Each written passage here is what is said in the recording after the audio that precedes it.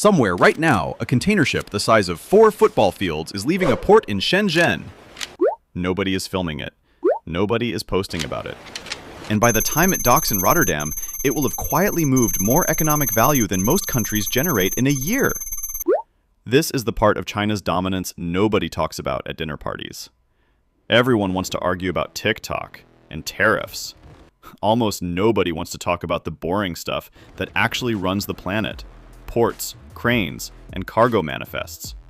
Which, coincidentally, is exactly the stuff China decided to quietly buy up while everyone else was busy arguing on Twitter. Let's start with the number that should honestly be illegal to know and still sleep peacefully at night.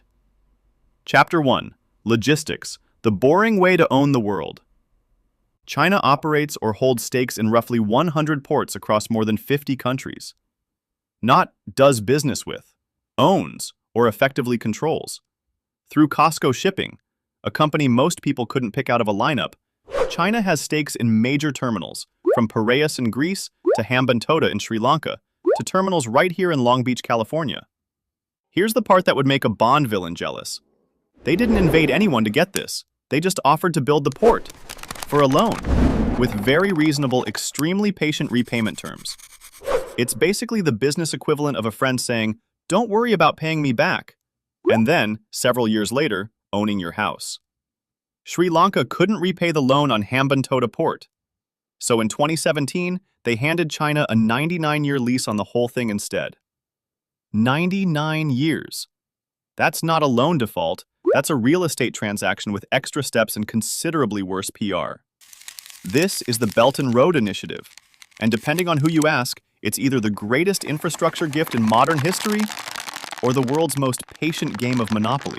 Over $1 trillion committed, more than 140 countries involved. And the genius of it is almost insultingly simple. While everyone else was competing to sell finished products, China quietly became the landlord of the roads those products travel on. Because here's the thing about controlling ports. You don't even need to own the cargo. You just need every single competitor to have no choice but to sail through your real estate. It's like owning the only gas station on a highway. You don't need to make cars. You just need cars to need gas, and you to be the only pump for 200 miles. And once you control enough ports, something even better happens. You start setting the rhythm of global trade itself. Shipping schedules, container availability, which routes are efficient, and which ones mysteriously always have delays. It's logistics as leverage, and it's boring enough that almost nobody bothered to notice it happening. And if you like this video, drop a like and subscribe. Chapter 2. Technology. When they tell you, you can't, and they do it anyway. Now here's where it gets almost cinematic. In 2019, the US basically told Huawei, no more advanced chip-making equipment for you.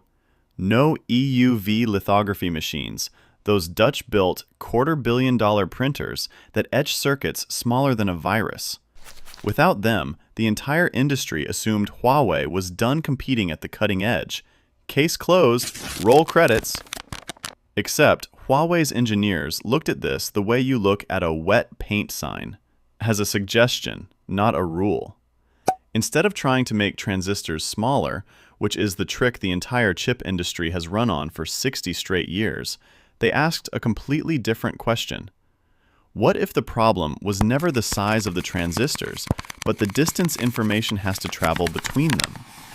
Modern chips can spend more than 80% of their energy just moving data around, not computing anything, just playing courier.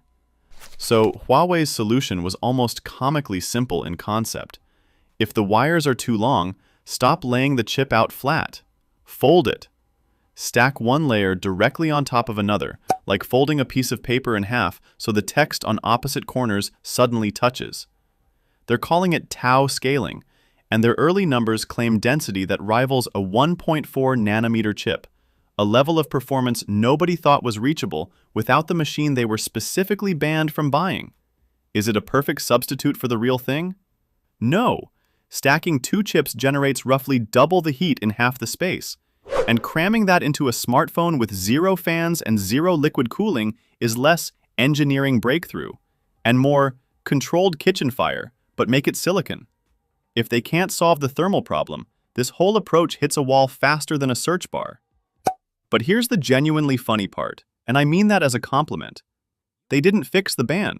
They just made the ban less relevant. That's not cheating. That's the chess move nobody at the sanctions meeting apparently considered. And it's not just chips.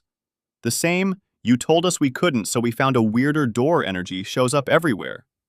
BYD went from a battery company most people had never heard of to outselling Tesla globally on pure volume, using its own vertically integrated battery supply chain, meaning they don't just build the car, they build basically everything that goes into it, from the lithium up. DeepSeek trained AI models that rival American frontier labs at a fraction of the reported cost, immediately triggering a very public, very expensive stock market panic in Silicon Valley for exactly one terrifying afternoon. Chapter 3. The part that actually matters. Here's the uncomfortable pattern underneath all of this. Every single restriction the West has placed on China, chip bans, tariffs, export controls, has been treated by China less like a wall and more like a puzzle with a slightly annoying time limit. Sometimes they solve it elegantly, like folding a chip in half. Sometimes they solve it the blunt way, like buying a 99-year lease on a strategic port because a smaller country couldn't make a loan payment. The uniting thread is patience. Western companies operate on quarterly earnings calls. Chinese state-linked infrastructure plans operate on multi-decade horizons. That's not a moral judgment, it's just a completely different game clock, and it's very hard to outmaneuver an opponent who isn't in a hurry. None of this means the story is finished, or that every bet pays off. Plenty of Belt and Road projects have quietly become expensive white elephants sitting half-used in countries that regret the loan terms. Plenty of breakthrough chip claims turn out to be more marketing than miracle once the thermal engineers actually run the numbers. This isn't a highlight reel. It's a strategy still being tested in real time, with real failures mixed into the wins. But dismissing it as luck or theft or propaganda misses the actual lesson here, which is genuinely simple. While everyone else was arguing about the headline technology, China went and quietly bought the roads, the ports, and eventually, maybe, the workaround to the machine they weren't allowed to have.